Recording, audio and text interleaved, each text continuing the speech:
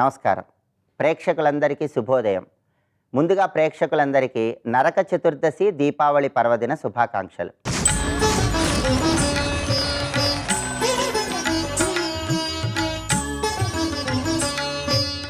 ఈరోజు నరక చతుర్దశి దీపావళి రెండు కలిసి వచ్చినాయి. ఈరోజు చేసే తైలాభ్యంగన స్నానం అద్భుతమైన ప్రయోజనాలను కలిగింపజేస్తుంది. దానికి కారణం ఏంటంటే, శాస్త్రం ఏం చెప్పిందంటే, ఆశ్వీయజ చతుర్దశ్యాం సూర్యోదయాత్ పూర్వ యామినీ పశ్చిమ భాగే తైలాభ్యంగో విధీయతే అంటుంది శాస్త్రం. అంటే ఆశ్వీయజ మాసం బహుళ పక్షంలో వచ్చే చతుర్దశి రోజు, నరక చతుర్దశి రోజు తైలాభ్యంగన స్నానాన్ని ఆచరించాలని ఈ శ్లోకం మనకు చెప్తుంది. అలాగే దీపావళి అమావాస్య గురించి కూడా శాస్త్రంలో ఒక శ్లోకం చెప్పారు. ఆ శ్లోకం ఏంటంటే, తైలే లక్ష్మీర్ జలే గంగా దీపావళి తిథౌ వసేత్ అలక్ష్మీ పరిహారార్థం తైలాభ్యంగో విధీయతే అంటుంది శాస్త్రం. అంటే దీపావళి రోజు నువ్వుల నూనెలో లక్ష్మీదేవి ఉంటుంది, నీళ్లలో గంగాదేవి ఉంటుంది. దీపావళి రోజు ఒంటికి నువ్వుల నూనె రాసుకొని తైలాభ్యంగన స్నానం చేస్తే లక్ష్మీ కటాక్షంతో పాటు గంగా స్నాన ఫలితం కూడా కలుగుతుందని ఈ శ్లోకం మనకు చెప్తుంది. కాబట్టి నరక చతుర్దశి ప్రమాణం తీసుకున్న, దీపావళి ప్రమాణం తీసుకున్న, ఈరోజు ఒంటికి నువ్వుల నూనె రాసుకొని అభ్యంగన స్నానాన్ని ఆచరించినట్లయితే లక్ష్మీ కటాక్షం కలుగుతుంది, గంగా స్నాన ఫలితం లభిస్తుంది. అలాగే ఈరోజు తల్లులందరూ కూడా తమ పిల్లల శిరస్సు మీద నువ్వుల నూనె రాస్తూ అశ్వత్థామ బలిర్వ్యాసో హనుమాంశ్చ విభీషణ కృపః పరశురామశ్చ సప్తైతే చిరంజీవిన అనే శ్లోకం చదువుకోవాలి. 7 చిరంజీవుల పేర్లు చెప్పాలి. ఇలా చేస్తే మీ ఇంట్లో పిల్లలందరికీ దీర్ఘాయుర్దాయం సిద్ధిస్తుంది. అలాగే నరక చతుర్దశి సందర్భంగా ఒక ప్రత్యేకమైన స్నానం చేయాలని ప్రామాణిక గ్రంథాల్లో చెప్పారు. ఆ స్నానం ఏంటంటే, స్నానం చేసేటప్పుడు ఉత్తరేణి కొమ్మ తల చుట్టూ తిప్పుకుంటూ స్నానం చేయాలి. అలాగే ఉత్తరేణి కొమ్మ తల చుట్టూ తిప్పుకుంటూ స్నానం చేసేటప్పుడు ఒక శ్లోకం చదవాలి. శీతలోష్టే సమాయుక్త సకంటక దళాన్విత హరపాపమపామార్గ భ్రామ్యమాణ పునఃపునః ఇది శ్లోకం. ఈ శ్లోకం చెప్పుకుంటూ ఉత్తరేణి కొమ్మ తిప్పుకుంటూ స్నానం చేయాలి. ఈ శ్లోకంలో ఉన్న అర్థం ఏంటంటే, హరపాపమపామార్గ భ్రామ్యమాణ పునఃపునః. అపామార్గ అంటే ఉత్తరేణి, భ్రామ్యమాణ అంటే తిప్పటం. ఉత్తరేణి కొమ్మని ఇలా తల చుట్టూ తిప్పుకోవటం ద్వారా శీతలోష్ట సమాయుక్తే సకంటక దళాన్విత, అన్ని కాలాలలో వచ్చేటటువంటి కష్టాలన్నీ పోగొట్టుకోవాలని చెప్పటమే ఈ శ్లోకంలో ఉన్న అర్థం. కాబట్టి ఈ శ్లోకం చదువుతూ ఉత్తరేణి కొమ్మ తల చుట్టూ తిప్పుకొని స్నానాన్ని ఆచరించాలి. అలాగే ఆనప తీగతో పిల్లలకు దిష్టి తీస్తే కూడా ఈరోజు ఉత్తమ ఫలితాలు కలుగుతాయి. అలాగే ఈరోజు మినుములతో తయారు చేయబడిన పదార్థాలు ఆహారంలో స్వీకరిస్తే సమస్త గ్రహదోషాలు తొలగిపోతాయని లింగ పురాణంలో చెప్పడం జరిగింది. అలాగే సాయంకాలం పూట దీపావళి అమావాస్య ఉంది కాబట్టి ఇంటి ముందు భాగంలో ఒక పళ్ళెంలో గోధుమలు కుప్పలాగా పోసి వాటి మీద ప్రమిద ఉంచి నువ్వుల నూనె పోసి దీపాన్ని వెలిగించాలి. ఈ గోధుమల దీపము అర్ధరాత్రి వరకు కొండెక్కకుండా ఉండేలా చూసుకోవాలి. ఇలా గోధుమల దీపాన్ని దీపావళి అమావాస్య రోజు సాయంకాలం పూట గుమ్మం ముందు వెలిగిస్తే సంవత్సరం మొత్తం లక్ష్మీదేవి పరిపూర్ణమైన అనుగ్రహానికి సులభంగా పాత్రలు కావచ్చు. అలాగే దారిద్ర్యాన్ని తరిమి కొట్టడమే టపాకాయలు కాల్చటంలో ఉన్న అంతరార్థంగా గుర్తించాలి. ప్రధానంగా దీపావళి అమావాస్య కాబట్టి సరిగ్గా అర్ధరాత్రి 12 గంటలకి అలక్ష్మీ నిస్సరణం చేసుకోవాలి. అంటే దరిద్ర దేవతను గృహం నుంచి బయటికి పంపించాలి. ఎలా పంపించాలంటే, రాళ్ల ఉప్పు నీళ్ళలో కలిపి ఆ నీళ్లతో ఇల్లంతా తడిగొడ్డ పెట్టుకోవాలి. ఇలా చేస్తే దీన్ని అలక్ష్మీ నిస్సరణం అంటారు. ఈ విధి విధానాలు పాటించండి. నరక చతుర్దశి దీపావళి అమావాస్య సందర్భంగా సకల శుభాలు సిద్ధింపజేసుకోండి. రేపటి శుభయోగం శీర్షికన అమావాస్య సోమవారం కలిసి వచ్చినాయి కాబట్టి సోమవతి అమావాస్య సందర్భంగా ఎలాంటి విధి విధానాలు పాటించాలో, తద్వారా ఎలాంటి ప్రయోజనాలు సిద్ధింపజేసుకోవచ్చో పరిశీలిద్దాం. నమస్కారం.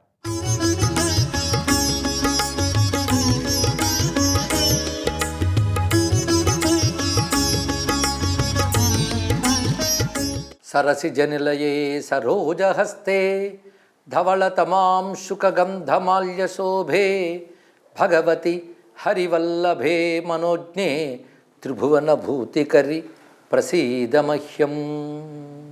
శివాయ గురవే నమః. శ్రీమాత్రే నమః. శ్రీ విష్ణురూపాయ నమః శివాయ. శ్రీ మహాలక్ష్మ్యై నమః. ఈటీవీ ప్రేక్షకులకు దీపావళి శుభాకాంక్షలు.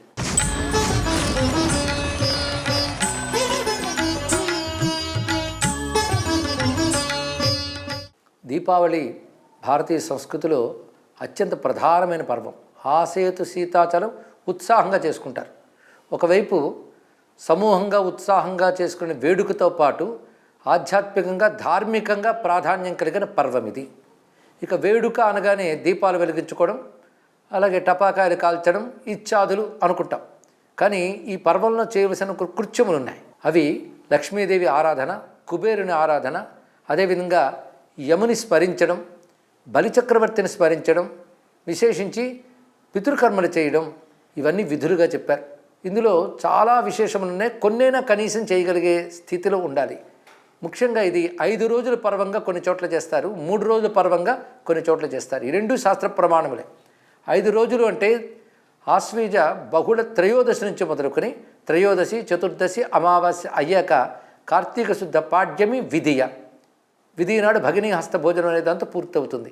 5 కలిపి మొత్తం పంచదిన పర్వంగా చేస్తారు. కొన్ని చోట్ల 3 అంటే చతుర్దశి, అమావాస్య, కార్తీక శుద్ధ పాడ్యమి, ఈ 3 కనీసం 3 చేయగలగాలి. వీటిలో గమనించినట్లయితే త్రయోదశి నుంచి భగినీ హస్త భోజనం వరకు యమ సంబంధమైన అంశములు కనబడతాయి. ఎందుకంటే భగినీ హస్త భోజనం కూడా ఆ రోజు యముని వద్ద భోజనం చేసేవాడు, తన సోదరి అయిన యముని వద్ద అని చెప్తారు ఇక్కడ. అలాగే చతుర్దశి నాటికి నరక చతుర్దశి అని పేరు. అప్పుడు యమతర్పణం మొదలైనవి చేస్తారు. అలాగే యమాది లోకాల్లో ఉన్నటువంటి పితరులకి సద్గతి కలగడం కోసం కొరవలు వెలిగించడం, దీపాలు వెలిగించడం కూడా ఉన్నది. ఈ దీపావళికి పితృదీపావళి అని కూడా పేరున్నది. అంటే పితరులకు సద్గతులు కలిగించడం కోసం కూడా ఈ దీపాలు సహకరిస్తాయని చెప్తారు. అంటే పితరులు అంటే వాళ్ళ విషయంలో ఆధిపత్యం వహించడం యముడే. కానీ యమ సంబంధమైనవే మొత్తం 5 రోజులు, 3 రోజులు కూడా. నరక చతుర్దశి అనేది యముడు పాపులను శిక్షించేటటువంటి లోకం పేరు నరకం. కానీ యముడి లోకం మాత్రం నరకం కాదు. యముడి లోకం సంయమనీపురం అని అత్యద్భుతంగా ఉంటుంది. కేవలం కొన్ని పుణ్యములు చేసిన వారు యమలోకంలో ఉంటారట. అది చాలా ఆనందకరంగా ఉంటుంది. కానీ పాపును శిక్షించే లోకం పేరు నరకం. చేసిన పాపం బట్టి అక్కడున్న వారికి సద్గతి కలగాలంటే నరక చతుర్దశి నాడు కొన్ని క్రియలు చేయాలి. అదేవిధంగా తమకు కూడా పాపాది ఫలాలు రాకుండా ఉండడం కోసం కూడా నరక చతుర్దశి, దీపావళి మొదలైనవి పాటించాలి అన్నారు. అది యమతర్పణము మొదలైనవి చేస్తుంటారు. అసలు నరకం అనే మాటకి అర్థం ఏంటంటే నరాన్ క్రందయతే ఇది నరకం అన్నారు ఇక్కడ.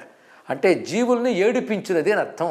ఆ ఏడిపించే స్థితి, దానికి మరో లోకం దాకా వెళ్ళక్కర్లేదు, ఈ లోకంలో కూడా అనుభవిస్తూ ఉంటాం. ఏడ్చే స్థితులు వస్తూ ఉంటాయి. మన దుఃఖములు అంటారు ఇక్కడ. ఈ దుఃఖములు ఎలా వస్తాయి అంటే ఒకప్పుడు చేసుకున్న చెడు పనుల వల్ల దుఃఖాలు వస్తాయి, మంచి పనుల వల్ల సుఖాలు వస్తాయి. ఇది నియమం, సృష్టి నియమం ఇది. అయితే నువ్వు చేసిన చెడు, నువ్వు చేసిన మంచి గుర్తుంచుకున్న వ్యవస్థ ఉన్నది. ఆ వ్యవస్థ కాల వ్యవస్థ. మనం చేసిన మంచి చెడు మనం మర్చిపోతాం, కానీ కాలం గుర్తుపెట్టుకుంటుంది. ఆ గుర్తుపెట్టుకునే కాలాన్ని కాలుడు అన్నారు, యముడు అన్నారు. అలాంటి దేవతా వ్యవస్థ దానికి తగ్గ ఫలితాన్ని ఇస్తుంది. ఆ కాలశక్తిని ప్రసన్నం చేసుకొని చిత్తాన్ని శుద్ధపరచుకోవడం కోసమే ఈ రోజుల్లో 3 లేదా 5 వినియోగించుకుంటూ ఉంటాం. పైగా ఇక్కడ పితృదేవతలు అంటే పితరుల పట్ల కర్తవ్యం ఉన్నది. అందుకే అమావాస్య నాడు తప్పనిసరిగా వాళ్ళ పితరులను ఉద్దేశించి కనీసం తర్పణమైనా చేయాలి. ఆ సమయంలో కనీసం పితృదేవతలకు తర్పణ చేయాలి మధ్యాహ్న కాలంలో. ఇది ముఖ్యమైన అంశం. అలాగే ప్రాతకాలంలో అభ్యంగ స్నానం, ప్రదోష కాలంలో దీపపూజ, ఈ 2 దీపావళి నాటి కర్తవ్యాలు. అదే అభ్యంగ స్నానం అంటే ఒంటికి నూనె రాసుకొని తర్వాత స్నానం చేయడం. దీని గురించి అనేక మంది అనేక శాస్త్రాలు స్పష్టంగా తెలిసేటట్లు చెప్తున్నారు. తైలే లక్ష్మికి జలే గంగా అన్నట్లుగా తైలంలో లక్ష్మి ఉంటుంది, జలంలో గంగ ఉంటుంది ఈ రోజున. అందుకే ప్రతివారు బ్రాహ్మీ ముహూర్తంలో అభ్యంగ స్నానం చేయాలి. అది 3 రోజులు చేయాలి, కనీసం దీపావళి నాడు తప్పనిసరిగా చేయాలి అని చెప్పారు. ఆ తర్వాత చేయవలసింది ఇష్టదేవతారాధన, అటుపై స్నానము, దానము, జపము అన్నీ కూడా విశేష ఫలాలను ఇస్తాయి. పితృదేవతను అర్పించిన తర్వాత సాయంకాలం నాడు దీపావళి చేయాలి, దీపారాధన చేయాలి. 3 లక్ష్ములను పూజించాలి అని చెప్పారు ఈ రోజున. ఆ 3 లక్షణం ఏంటంటే ధనలక్ష్మి, దీపలక్ష్మి, గోలక్ష్మి, 3ంటిని ఆరాధన చేయాలి. పగటపోటే గోవులను ఆరాధన చేయాలి. దానికి కూడా మంత్రం చెప్తూ లక్ష్మీర్యా లోకపాలానాం ధేనురూపేణ సంస్థిత ఘృతం వగత యజ్ఞార్థే మమ పాపం వ్యపోహతు అగ్రతస్సంతు మే గావో మే సంతు పృష్ఠతః గావో మే హృదయే సంతు గవాం మధ్యే వసామ్యహం. ఏ లక్ష్మి యజ్ఞం కోసం ఘృతము అనేటువంటి అమృతాన్ని ఇస్తున్నదో అటువంటి గోలక్ష్మికి నమస్కారము, ఆ తల్లి మా పాపలను పోగొట్టుగాక అంటూ అలంకరించిన గోవుని ఆరాధన చేయాలని చెప్పారు. అదేవిధంగా సాయంకాలం దీపములు ఇంటి ప్రాంగణంలో, వాకిళ్లలో, తులసి కోట మొదలైన చోట్ల, వృక్షాల వద్ద, గోశాలల వద్ద పెట్టాలి అంటూ ఆ దీపాలు పెట్టి నియమం చెప్పారు. ఆ సమయంలోనే దీపలక్ష్మిని పూజ చేయాలి, ధనలక్ష్మిని పూజ చేయాలి అని చెప్పారు. ఆ ధనలక్ష్మితో పాటు కుబేర లక్ష్మిని పూజ చేయాలి. అంటే కుబేరుణ్ణి అనుగ్రహించింది లక్ష్మీదేవి, దానివల్ల ధనాధిపతి అయ్యాడు. ఆ అధీనంలో ఐశ్వర్య శక్తులు ఉంటాయి, అందుకే ఆ దేవతను ఆరాధన చేయాలి. మరొక చిత్రమైన అంశం ఏంటంటే, దక్షిణ దిక్కుకు అధిపతి యముడు, ఉత్తర దిక్కుకు అధిపతి కుబేరుడు. ఆ ఉత్తర దక్షిణల అధిపతులను కూడా ఆరాధన చేస్తారు ఈ రోజుల్లో. అదొకటి గొప్ప విషయం, ఐశ్వర్యదాయకమైనది ఇది. అంతేకాదు ఈరోజు ఎలా ఉంటామో సంవత్సరం అంతా అలా ఉంటామట. అందుకే ఈరోజు ప్రయత్నపూర్వకంగా ఆనందంగా ఉండాలి. దుఃఖము, క్రోధము మొదలైన విపరీత భావాలను రానివ్వకుండా ఉండాలి. అదే యో యాదృశేన భావేన తిష్టత్యస్యా మునీశ్వర హర్ష దైన్యాది భావేన తస్య వర్షం ప్రయాతి అని శాస్త్రం చెప్తుంది. ఇక్కడ ఎవరు ఏ ఏ భావాలతో ఇవాళ ఉంటారో అదే భావం సంవత్సరం అంతా ఉంటుంది. కనుక పండగ నాడు అందరూ ఉత్సాహంగా, ఆనందంగా, పాజిటివ్ థాట్స్ అని చెప్పినట్లుగా సకారాత్మక భావాలతో ఆనందంగా ఉండాలి. సంవత్సరం అంతా వాళ్ళు ఆనందంగా ఉంటారు. ఇలా ఆనందాన్ని, విజ్ఞానాన్ని, ఐశ్వర్యాన్ని జ్యోతి రూపంలో, దీప రూపంలో ఆరాధించే దీపావళి సర్వులకు ఆనందం కలిగించుగాక, ఐశ్వర్యాన్ని ప్రసాదించుగాక, జ్ఞానాన్ని అందించుగాక, భారతదేశానికి, సనాతన ధర్మానికి క్షేమం లభించుగాక. స్వస్తి.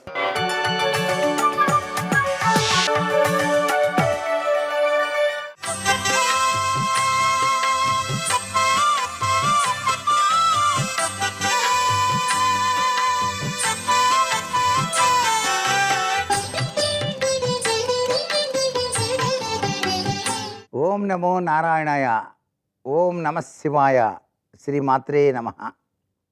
ఈరోజు నరక చతుర్దశి, దీపావళి కలిసినటువంటి శుభతిథి. అందుచేత ఈటీవీ ప్రేక్షకులందరికీ దీపావళి శుభాకాంక్షలు.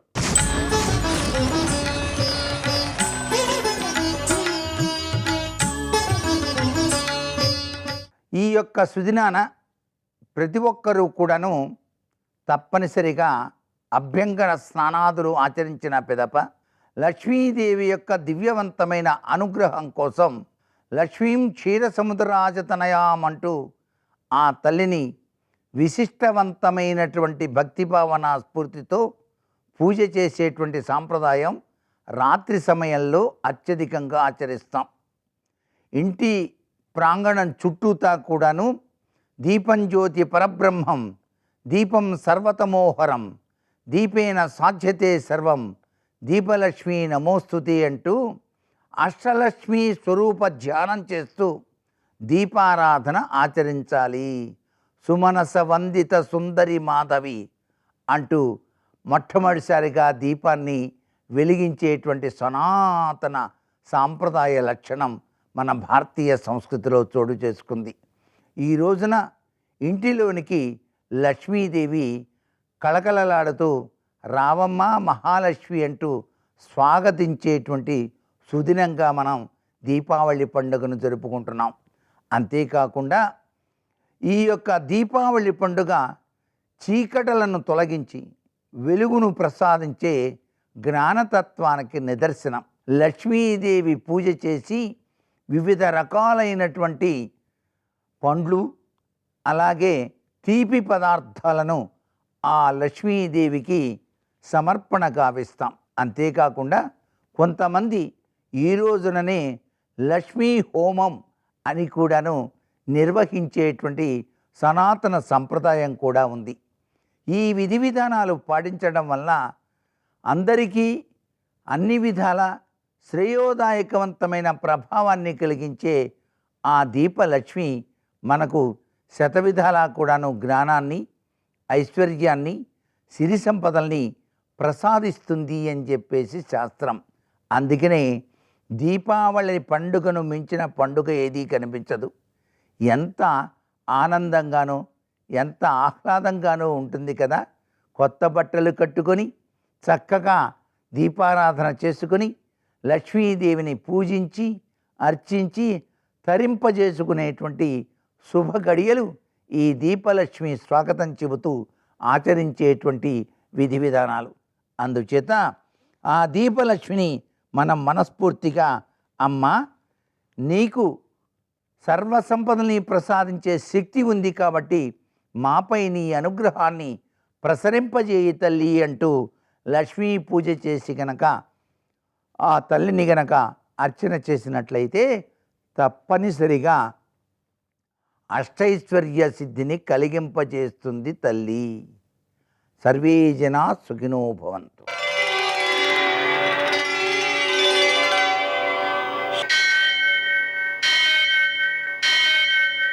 సహస్రశీరుషం దేవం విశ్వాక్షం విశ్వశంభువం విశ్వం నారాయణం దేవమక్షరం పరమం పదం విశ్వతః పరమాం నిత్యం విశ్వం నారాయణగుం హరిం విశ్వమేవేదం పురుషస్తద్విశ్వముపజీవతి పతిం విశ్వస్యాత్మేశ్వరగుం శాశ్వతగుం శివమచ్యుతం నారాయణం మహాజ్ఞేయం విశ్వాత్మానం పరాయణం.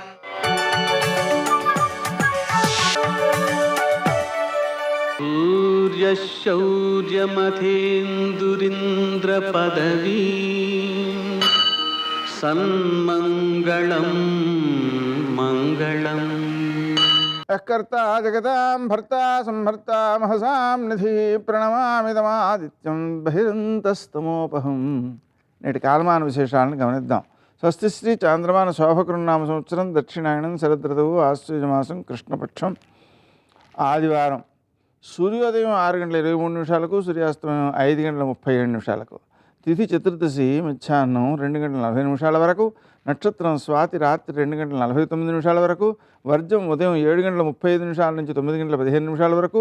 దుర్ముహూర్తం సాయంకాలం 4:07 నుంచి 4:52 వరకు. అమృతకాలం సాయంకాలం 5:37 నుంచి 7:17 వరకు.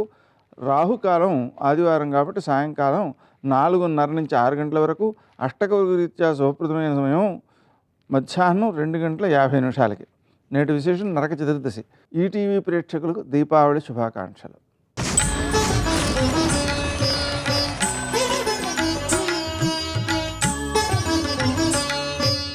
నరక చతుర్దశి ప్రయుక్తంగా తరంటు పోసుకోవడము, అలాగనే నరకాసురునికి చతుర్వర్తి దీపదానం, యమునకు దీపదానం మొదలైనటువంటివి చేయడం శ్రేష్ఠ ఫలితాన్ని ఇస్తాయి.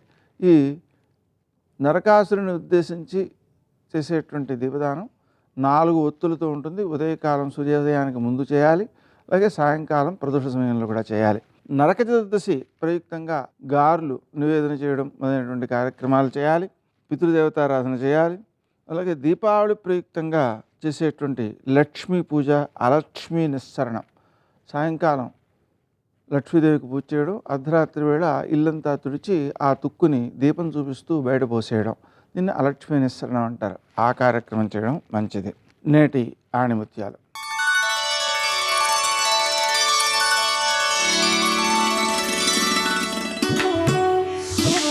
తపన, నమ్మకం, సాధన, ఈ 3 నిన్ను గెలుపుకు దగ్గర చేసే సాధనాలు.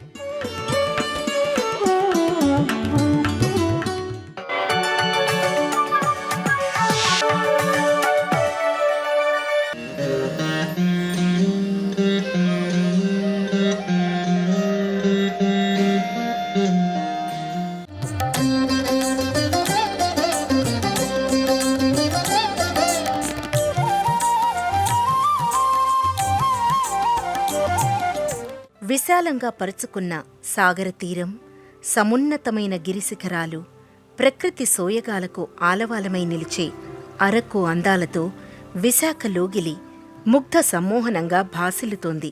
విశాఖపట్నం బురుజుపేట ప్రాంతంలోని శ్రీ కనక మహాలక్ష్మి దేవస్థానం రాష్ట్రంలోనే సుప్రసిద్ధ ఆలయంగా విలసిల్లుతోంది.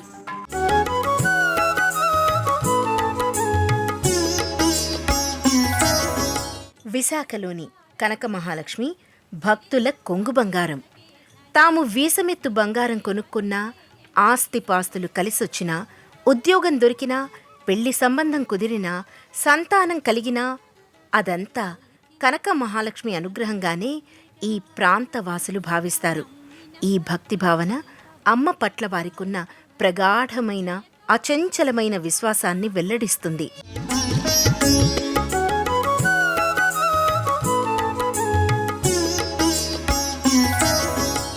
గర్భాలయం, ప్రత్యేక మందిరం వంటి ఏర్పాటు లేకుండా ఆరుబయట బహిరంగ మంటపంలో భక్తుల పాలిటి కల్పవల్లి అయిన కనక మహాలక్ష్మి కొలువుతీరి ఉంటుంది. అమ్మవారికి ఆలయ గోపురాలు నిర్మించే సంప్రదాయం ఇక్కడ లేనందున అమ్మవారి నెలవకు ముందు అనివెట్టి మంటపం ఉంటుంది.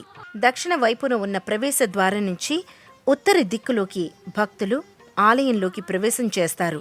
ఉత్తరం కుబేర స్థానం కాబట్టి కనక మహాలక్ష్మిని దర్శించుకున్న వారికి సిరి సంపదలకు ఎలాంటి లోటు ఉండదని ప్రతీతి. రజత కవచాలంకృతగా పద్మపాణిగా అమ్మవారు దర్శనమిస్తుంది. వర్ణ వర్గ విచక్షణలేవీ లేకుండా అమ్మవారికి భక్తులు స్వయంగా పూజలు అభిషేకాల్ని నిర్వహించుకునే వెసులుబాటు ఇక్కడ ఉంది.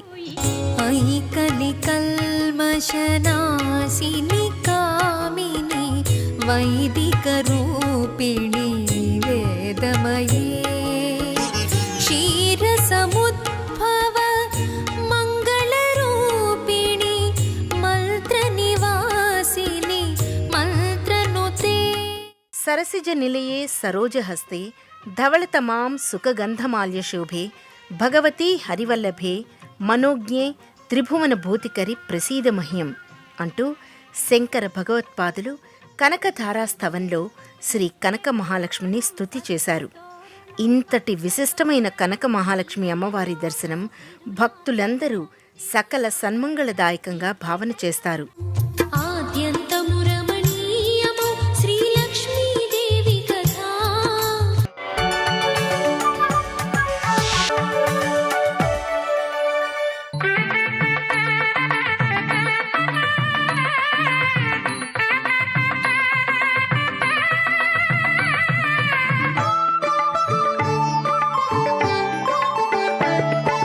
కార్తీక మాస వైభవం ఎక్కడుంది?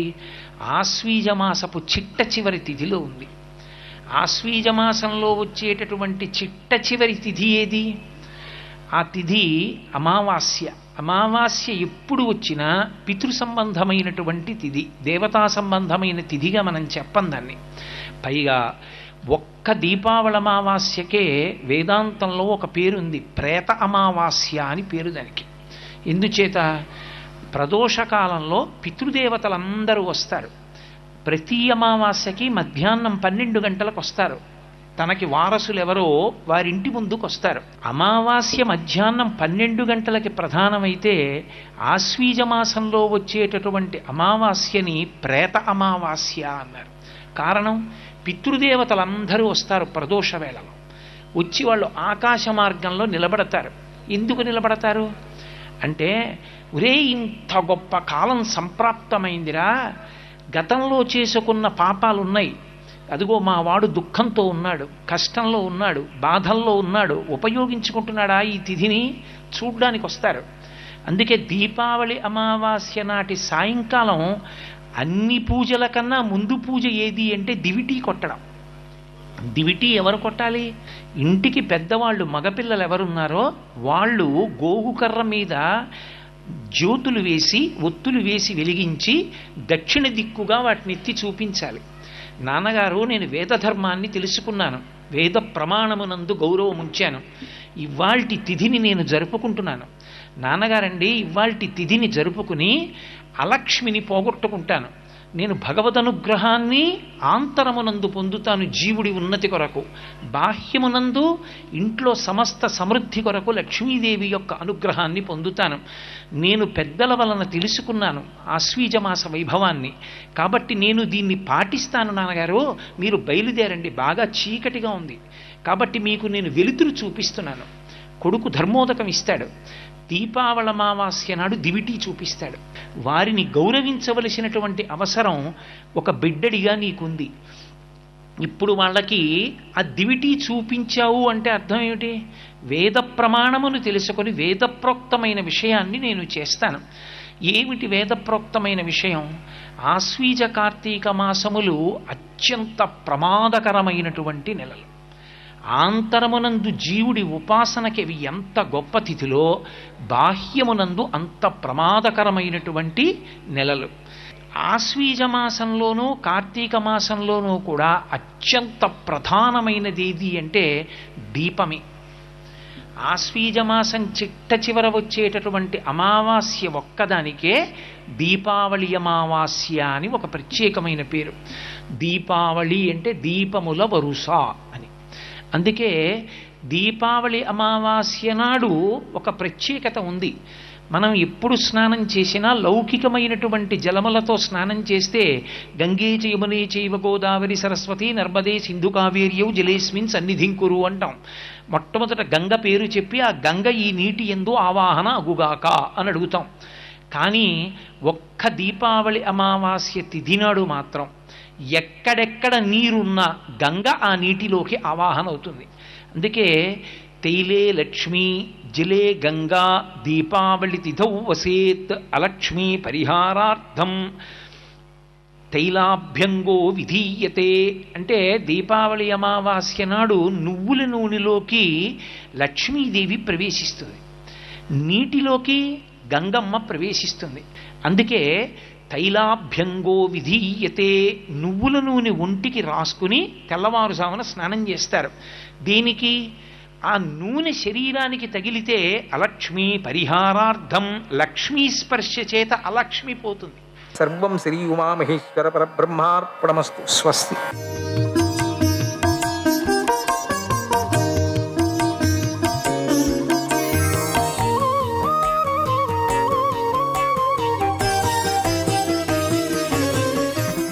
శ్రీ మహాగణపతే నమః. శ్రీ సరస్వత్యే నమః. శ్రీపాదవల్లభ నరసింహ సరస్వతి శ్రీ గురు దత్తాత్రేయాయ నమః. దీపజ్యోతి పరబ్రహ్మ దీపం సర్వత మోపహం దీపేన సాధ్యతే సర్వం సంధ్యాదీప నమోస్తుతే. అందరికీ దీపావళి శుభాశిస్సులు.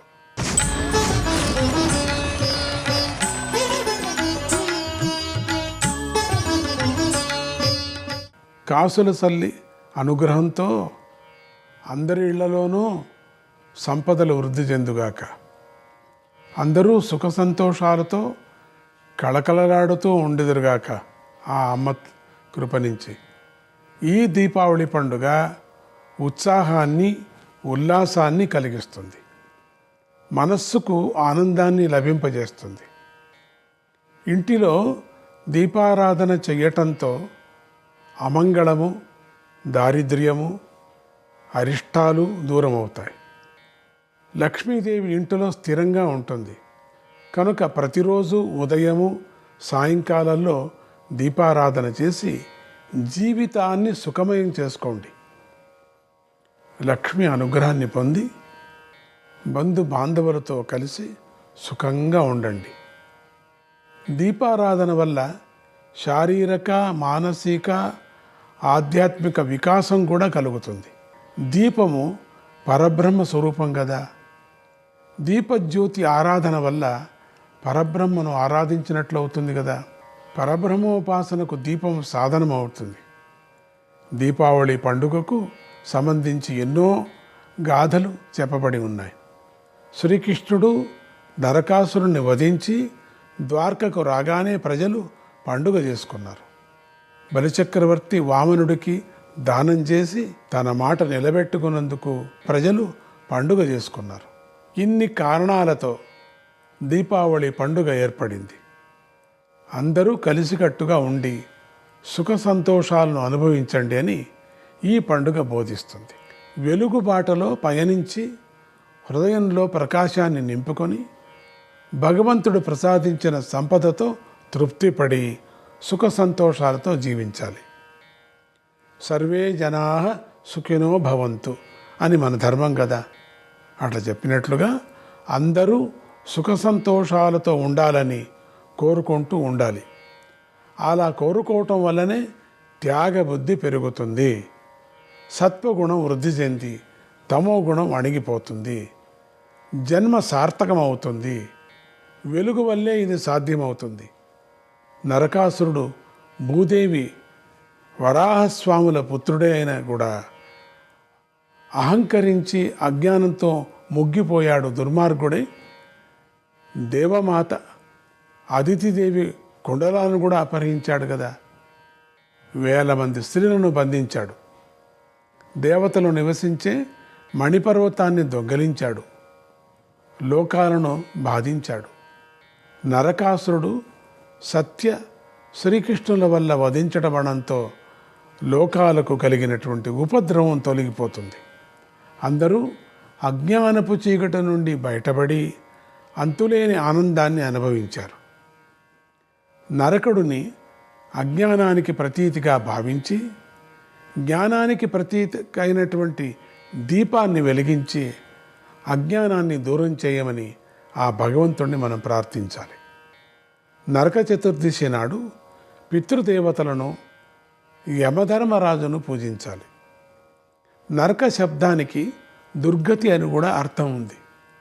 దుర్గతిని తప్పించి సద్గతిని ప్రసాదించమని సమవర్తి అయినటువంటి యమధర్మరాజును స్మరిస్తూ యమతర్పణం చేయాలి.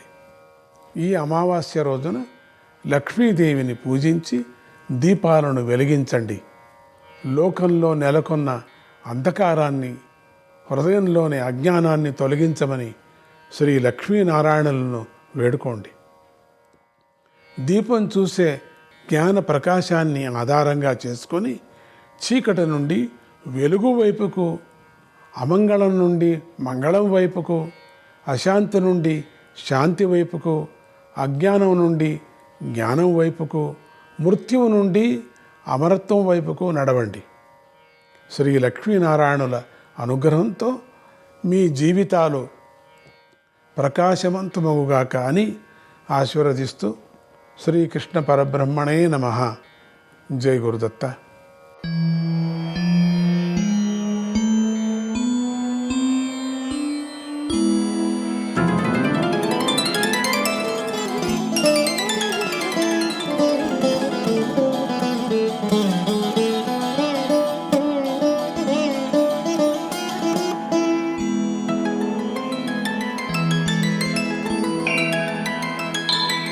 देव्युवाच देवदेव महादेव त्रिकालज्ञमहेश्वर करुणाकर देवेश भक्तानुग्रहकारक अष्टोत्तरशतं लक्ष्म्याः श्रोतुमिच्छामि तत्त्वतः।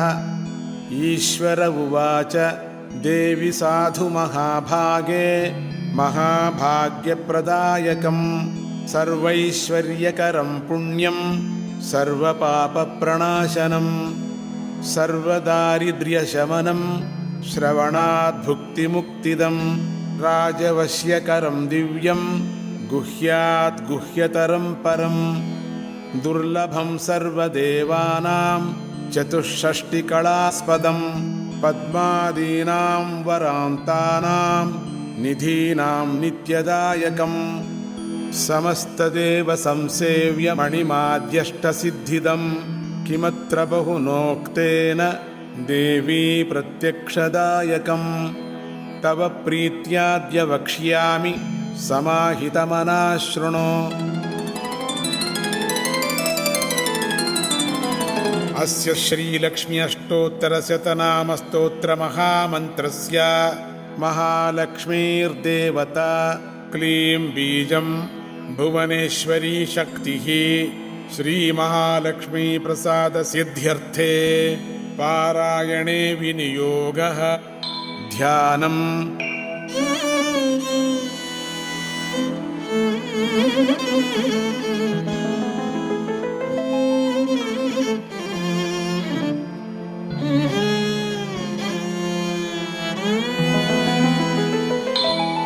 वन्दे पद्मकरां प्रसन्नवदनां सौभाग्यदां भाग्यदां हस्ताभ्यामभयप्रदां मणिगणैर्नानाविधैर्भूषितां भक्ताभीष्टफलप्रदां हरिहरब्रह्मादिभिः सेवितां पार्श्वे पङ्कजशङ्खपद्मनिधिभिर्युक्तां सदा शक्तिभिः सरसिजनयने सरोजहस्ते धवळतरांशुकगन्धमाल्यशोभे भगवति हरिवल्लभे मनोज्ञे त्रिभुवनभूतिकरि प्रसीद मह्यम्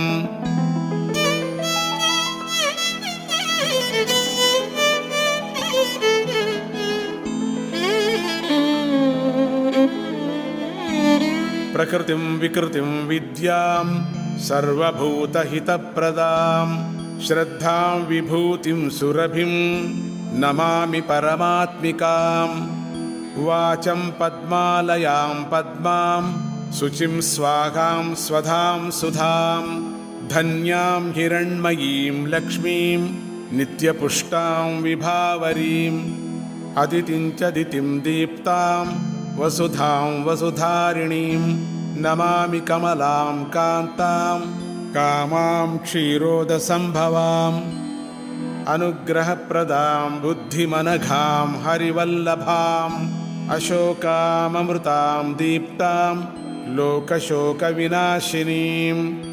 नमामि धर्मनिलयां करुणां लोकमातरं पद्मप्रियां पद्महस्तां पद्माक्षीं पद्मसुन्दरीं पद्मोद्भवां पद्ममुखीं पद्मनाभप्रियां रमां पद्ममालाधरां देवीं पद्मिनीं पद्मगन्धिनीं पुण्यगन्धां सुप्रसन्नां प्रसादाभिमुखीं प्रभां नमामि चन्द्रवदनां चन्द्रां चन्द्रसहोदरीं चतुर्भुजां चन्द्ररूपामिन्दिरामिन्दुशीतलाम् आह्लादजननीं पुष्टिं शिवां शिवकरीं सतीं विमलां विश्वजननीं तुष्टिं दारिद्र्यनाशिनीं प्रीतिपुष्करिणीं शान्तां शुक्लमाल्याम्बरां श्रियं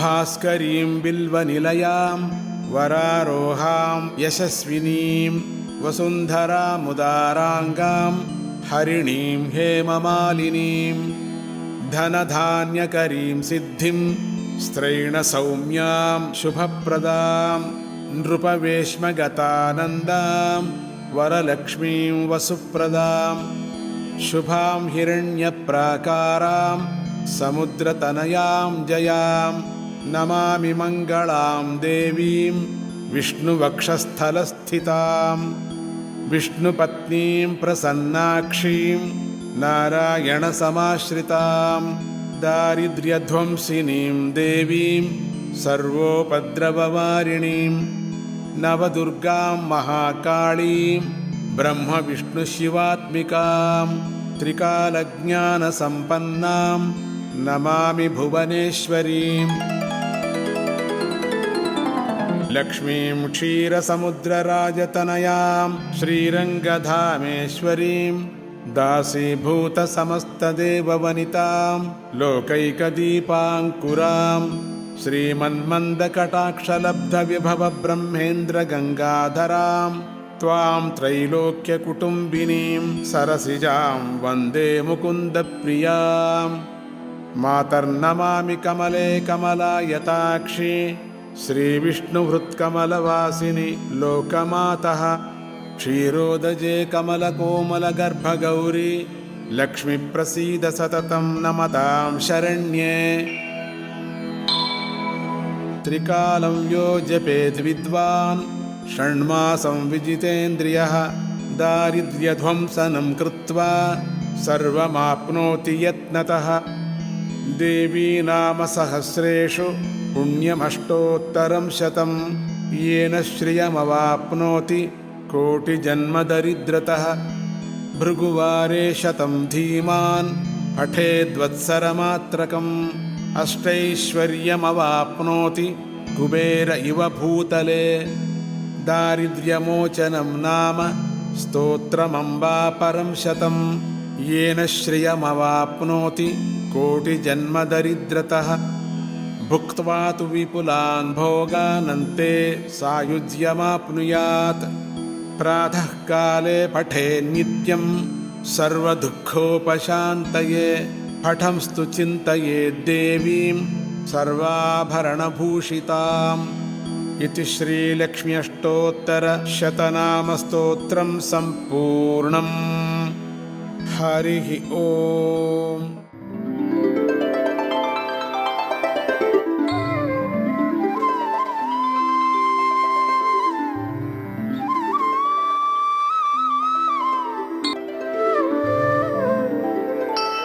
उवाच नमस्तेऽस्तु महामाये श्रीपीठे सुरपूजिते।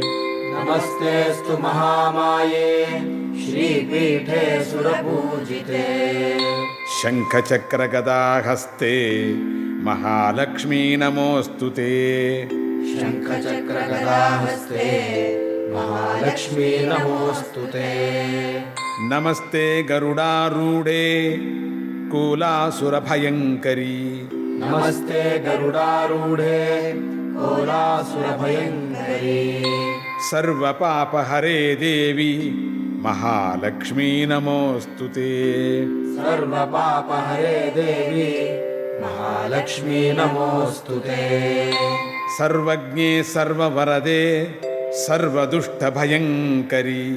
सर्वज्ञे सर्ववरदे सर्वदुष्टभयङ्करी। सर्वदुःखहरे देवी महालक्ष्मी नमोऽस्तु ते। सर्वदुःखहरे देवी महालक्ष्मी नमोऽस्तु ते। सिद्धिबुद्धिप्रदे देवी भुक्तिमुक्तिप्रदायिनी। सिद्धिबुद्धिप्रदे देवी भुक्तिमुक्तिप्रदायिनी।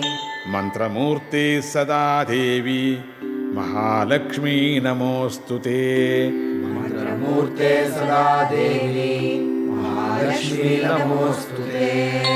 आद्यन्तरहिते देवी आद्यशक्तिमहेश्वरी।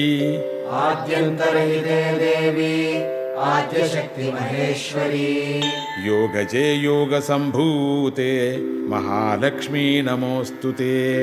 योगजे योगसम्भूते महालक्ष्मी नमोऽस्तु ते। स्थूलसूक्ष्ममहारौद्रे महाशक्ते महोदरे। स्थूलसूक्ष्ममहारौद्रे महाशक्ते महोदरे। महापापहरे देवी महालक्ष्मी नमोऽस्तु ते। महापापहरे देवी महालक्ष्मी नमोऽस्तु ते।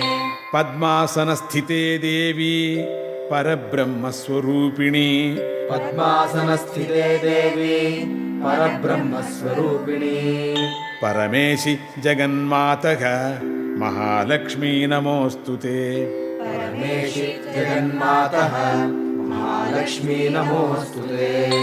श्वेताम्बरधरे देवी नानालङ्कारभूषिते। श्वेताम्बरधरे देवी नानालङ्कारभूषिते। जगत्स्थिते जगन्मातः महालक्ष्मी नमोऽस्तु ते। जगत्स्थिते जगन्मातः महालक्ष्मी नमोऽस्तु ते। महालक्ष्म्यष्टकस्तोत्रम् यः पठेद्भक्तिमान् नरः। महालक्ष्म्यष्टकस्तोत्रम् यः पठेद्भक्तिमान् नरः सर्वसिद्धिमवाप्नोति सौख्यं प्राप्नोति सर्वदा। सर्वसिद्धिमवाप्नोति सौख्यं प्राप्नोति सर्वदा। एककाले पठे नित्यं महापापविनाशनम्। एककाले पठे नित्यं महापापविनाशनम्। द्विकालं यः पठे नित्यं धनधान्यसमन्वितः। द्विकालं यः पठे नित्यं धनधान्यसमन्वितः। त्रिकालं यः पठे नित्यं महाशत्रुविनाशनम्। त्रिकालं यः पठे नित्यं महाशत्रुविनाशनम्। महालक्ष्मीर्भवेन्नित्यं प्रसन्ना वरदा शुभा। महालक्ष्मीर्भवेन्नित्यं प्रसन्ना वरदा शुभा। महालक्ष्मीर्भवेन्नित्यं प्रसन्ना वरदा शुभा। इति इन्द्रकृतं श्रीमहालक्ष्म्यष्टकं सम्पूर्णम्।